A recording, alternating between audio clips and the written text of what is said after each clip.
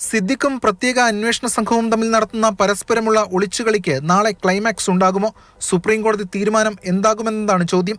ചൊവ്വാഴ്ച ഹൈക്കോടതി മുൻകൂർ ജാമ്യം തള്ളുന്ന ഘട്ടത്തിൽ വരെ സിദ്ദിഖ് കൊച്ചിയിലുണ്ടായിരുന്നു. തുടർന്നാണ് സുഹൃത്തുക്കളുടെ സഹായത്തോടെ ഒളിവിൽ പോയത്. കയ്യെത്തും ദൂരത്ത് പ്രതിയുണ്ടായിരുന്നിട്ടും കണ്ണിൽ നിന്നടിച്ച SIT ഒടുവിൽ വിമർശനം ശക്തമായതോടെ അനങ്ങി. എന്നാൽ ലുക്കൌട്ട് നോട്ടീസ് ഇറക്കിയുള്ള പ്രഹസനത്തിൽ നടപടി ഒതുങ്ങി. പ്രതിയെ അറസ്റ്റ് ചെയ്യാൻ കാര്യമായ ഒരു ശ്രമവും നടത്തിയില്ല. മ്യൂസിയം പോലീസിന്റെ ഒരു ടീം കൊച്ചിയിൽ തുടരുന്നുണ്ടെങ്കിലും പേരിന് ചില പരിശോധനകൾ മാത്രം നടത്തി തടിതപ്പി. സിദ്ദിഖിന്റെ കുട്ടമശ്ശേരിയിലെ ഈ വീട്ടുപരിസരത്ത് ആദ്യ ദിവസങ്ങളിൽ പോലീസ് എത്തിയിരുന്നെങ്കിലും പിന്നീട് തുടർ പരിശോധനകൾ ഉണ്ടായില്ല. സിദ്ദിഖിന്റെ നീക്കങ്ങൾ നിരീക്ഷിക്കുന്നതിൽ പോലീസിനുണ്ടായ വീഴ്ച ബോധപൂർവമാണെന്നാണ് ഇതിലൂടെയെല്ലാം വ്യക്തമാകുന്നത്. ഹൈക്കോടതി ജാമ്യം നിരസിച്ചതിനെതിരെ സിദ്ദിഖ് നൽകിയ അപ്പീലിൽ സുപ്രീം കോടതി തീരുമാനം നിർണായകമാണ്. വിധിയെതിരായാൽ കീഴടങ്ങിയേക്കുമെന്നാണ് വിവരം. സിദ്ദിഖിനോട് ഉദാര സമീപനം സ്വീകരിച്ചെന്ന ആരോപണം നേരിടുന്ന SITയുടെ വരും മണിക്കൂറിലെ നീക്കങ്ങൾ ഇനി എങ്ങനെയാകുമെന്നതും കാത്തിരുന്ന് കാണണം.